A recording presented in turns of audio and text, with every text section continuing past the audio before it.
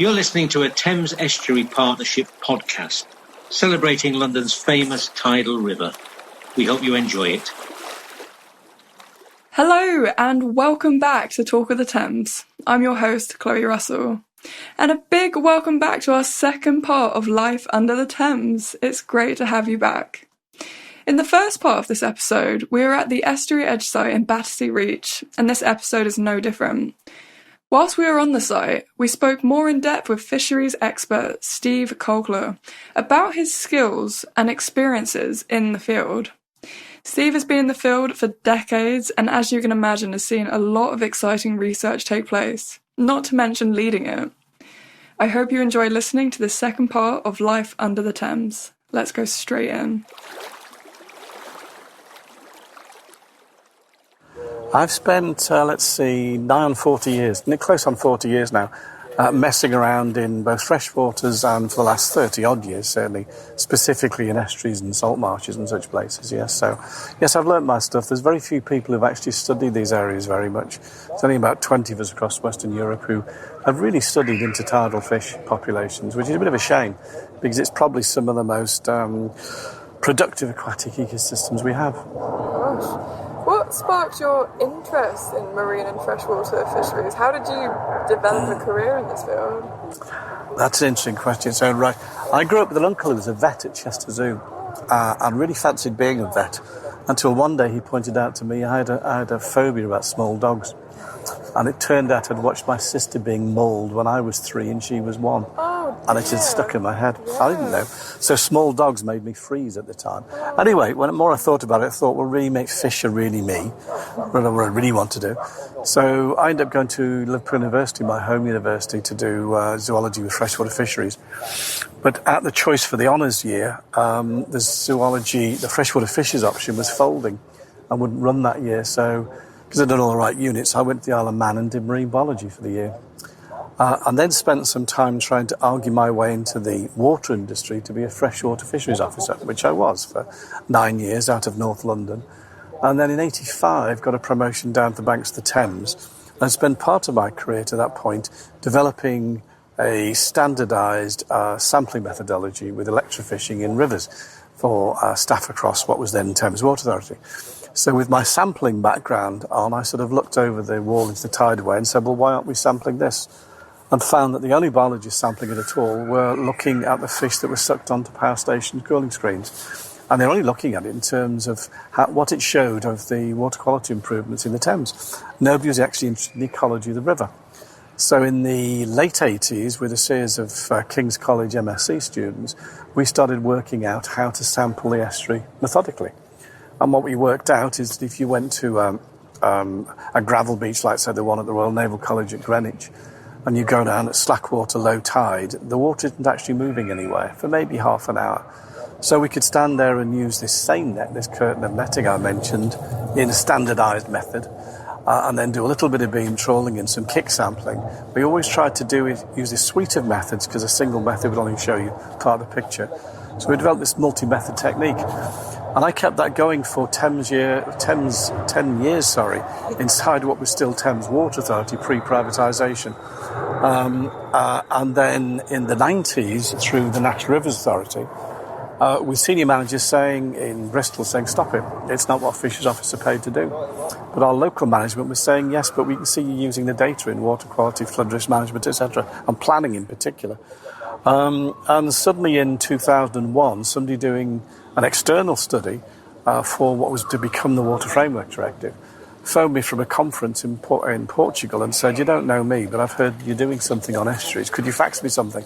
An hour later, he phoned me back and said, are you sitting down? And I said, I beg your pardon. He said, I have to tell you, I've got 30 scientists here who've all been brought to see how we should sample fish in estuaries. And it seems like you're already doing it on the Thames.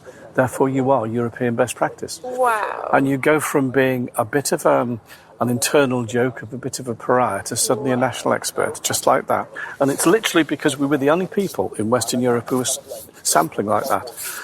We quickly became international leads throughout the Atlantic face of Europe for Water Framework Directive because there were so few people doing it. And we slowly trained all the agency staff in how to do this. I was using the data in the planning field, particularly with things like what became estuary edges, and advising local area staff. And I also started to sample fish in salt marshes and found again that very few people have ever done that. So I left the Environment Agency in 2011, set myself up as a consultant, and I'm also chair of my specialist section of our Institute of Fisheries Management, looking at marine and estuarine fisheries. So I've spent the last 10 years continuing in this science field and increasingly working with citizen science groups to extend that knowledge and train new people in this field. So although I'm now semi-retired at the age of 69, I carry on because I'm interested. Gosh, you're 69, you could have fooled me. Thank you. Gosh, wow, what a career.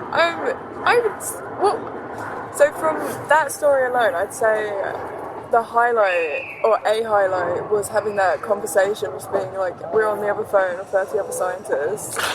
That was a shock. Right. Because I had assumed that other people would be doing this sort of thing. Yeah. And what the caller, whose name is Professor Mike Elliott from the University of Hull, later pointed out to me, he said, "No, what you've done, Steve, is you understand how the tide flows across the estuary, and you've worked out an efficient way of sampling the fish in a standardised way."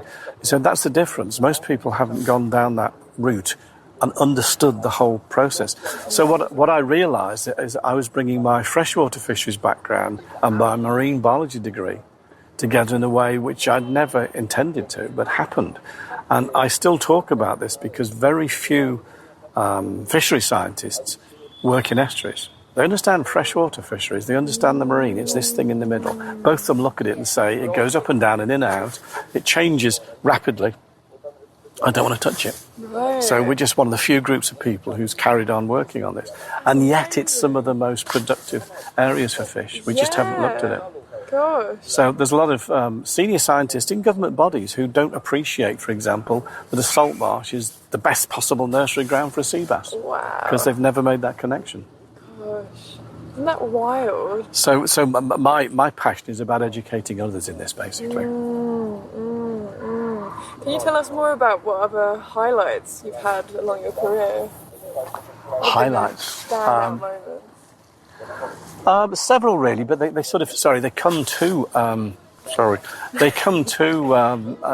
take a long time to come to this. For many years I just mentioned about salt marshes and estuaries, for many years these artificial habitats, we call them managed realignments, have been designed by engineers who simply said, well, we'll create this site and the fish and birds will come. Even 15 years ago, because of the sampling myself and a few others were doing, we were starting to show, no, hang on, you've got to consider fish ecology in your design process. They didn't want to know. It's very satisfying to me that now they are listening. So quite late in my career, I'm getting heavily involved in the design of new sites to make them more fish-friendly. So that's a highlight, but it's taken a long time coming. Another one which I'd mention, something we haven't talked about before, is of all things the sturgeon. I lead a group in my institute which is part of something called the UK Sturgeon Alliance with ZSL, Blue Marine Foundation and some other bodies, looking at can we possibly restore sturgeon to the UK. Now, I've got a historical database I've helped develop over 20 years now with 5,000 plus records. And one of the highlights of my career has been fairly recently when UK government have turned around effectively and said, OK, we hear what you're saying. It was a native species. Now where do we go? Wow. Because until recently it's been viewed as a vagrant that's only occasionally here. We've now done enough research with historical data and work very, very closely with French and German colleagues who are actually doing restoration at the moment to be able to demonstrate, no, this is probably a pan-European population that used all our rivers and all our estuaries, and I've got about 100 records from the history of the Thames as well.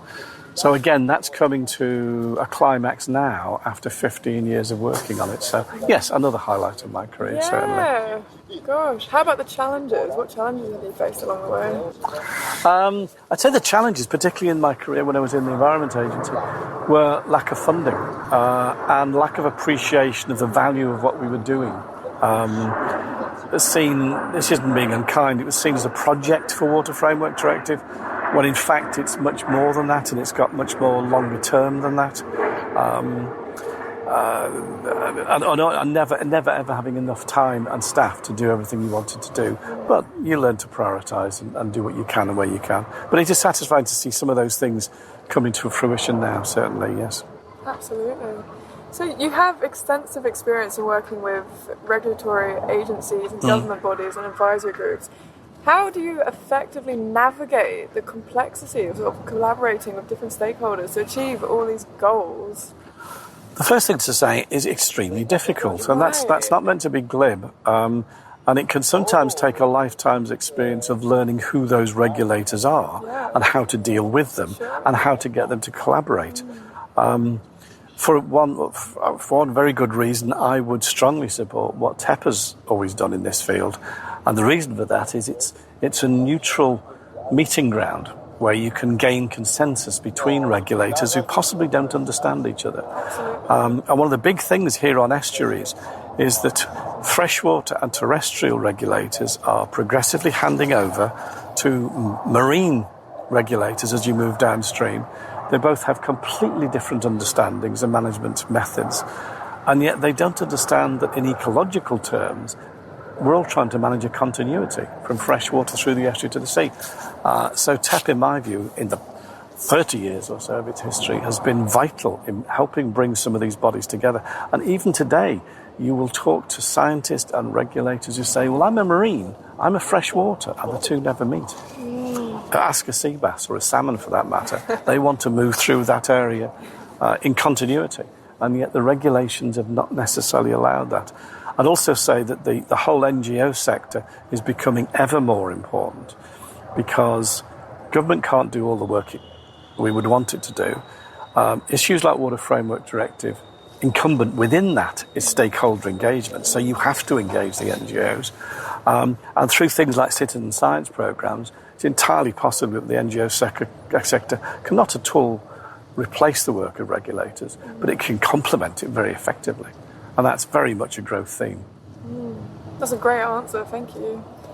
So in your opinion, what are the key environmental threats facing fish populations in the Thames Estuary, and what conservation measures are being taken to address them? Well, the biggest challenge is still water quality. I remember in my career I'd only just been on the Thames, this is 1986, when we had what we now think was Western Europe's largest ever fish mortality. And that was simply because we cleaned up the Thames and it had lots of life returning to it, but nobody dealt with the combined sewers. So you only needed the wrong pattern of rainfall after a long dry period, and we suddenly had a river that was anoxic in the summer of 86, with dead fish floating everywhere, with members of the House of Commons saying, hang on, I thought you'd cleaned this up. What on earth are all those dead fish doing? Now, that became the genesis of what is now coming out of the Tideway Tunnel. But as I was saying to somebody else this morning, the problem here is not just that we built these combined sewers in the Victorian era everywhere, but that climate change is shifting the rainfall patterns. So we're getting more and more of these short, sharp discharges after a long dry period. Now, here we have the Tideway Tunnel in construction at the moment, but one could argue that you need something like that in every town or city that was heavily developed in the Victorian era. And the government are starting to talk about these sort of approaches, storm tanks and the like. So water quality has always been an implicit threat in the tidal Thames. If we get, or as and when the Tideway Tunnel comes on stream, one of the things I've long predicted is that we might get one or two more sensitive fish species back. There's one out there called the Thwaite shad, which is basically a freshwater-going version of the herring. It used to be a huge commercial fishery on the Thames, with them being taken in large numbers at sites like Greenwich. It's back in the outer edges of the estuary in small numbers because a population is recovered in the Scheldt in Belgium, but they can move across from Belgium to here easily. So we may well see a recovery of that species in the Thames when the Tideway Tunnel is in full operation. You heard it here first. So water quality remains the biggest threat. But there are others. Over the years, we have developed a policy in the agency and elsewhere to resist encroachment or further pressuring the river by building in it. And people don't realise it's the aggregate impact of that which is the main threat. Little fish use something called selective tidal stream transport to move, which means they pick a flooding tide to move upstream, and during the ebb they sit on the margins of the side. But if you keep making it narrower, you're making that more and more difficult, as well as increasing the tidal range, the scour, etc. So it has other disbenefits. But we've been doing that for 2,000 years. It's only in the last 20 years we've learned to resist that sort of process and indeed build things like estuary edges as a positive return. But encroachment is still a pressure on the system, definitely. I feel like that's a really good segue, actually. My next question was, how do fish populations in the Thames Estuary contribute to the overall health and ecological balance of the estuarine ecosystem? Really good question. The first thing to say is that a lot of the small fish species are a major food source for some of the birds that you see. Right, sure. Things like the common goby is a prime thing, prime species being eaten by a lot of the birds. In the lower estuary, people don't realise it, but some of the fish taken from the lower Thames Estuary, like Dover sole, which go onto the fishmonger's slab, a lot of them were born in the lower Thames Estuary. Major Dover sole nursery in the lower estuary. So there are lots of links between various parts of the ecology of the Thames. And certainly if you had no fish, for example, you'd have very few birds associated with the system. That makes so much sense. Are there any notable changes or trends that you've observed in fish populations or the estuary environment over the course of your career? A slow but steady improvement. Now, what I mean by that is that people talk about this headline figure of 125 species of fish. That is nothing more than the historical list. What has happened over my career is we've seen population sizes getting big. The number of juvenile bass, for example. Now, that is probably climate change. There are warm water species. We find this throughout the estuary now, but they're making good use of the habitat. But we now know, for example, at least 7 species of fish actually spawn in the estuary. Now, that's a key ecological indicator of health of the system. But that's taken 20 years to work out that that is going on. Some estuaries are populated by nothing more than what has washed out of the fresh water or what has come in from the sea. But we have at least 7 species spawning in the estuary, which is a good ecological indicator. Yeah, absolutely. So this is an interesting one, actually. So no, before I move on to the next question, are there any particular fish species or habitats in the Thames Estuary that are of special concern or, going the other way, conservation interest? Well, there's several. People would know about the salmon. But although Thames Water Authority and then on into the Environment Agency tried to do salmon restoration, that's now been set aside because it was never that successful.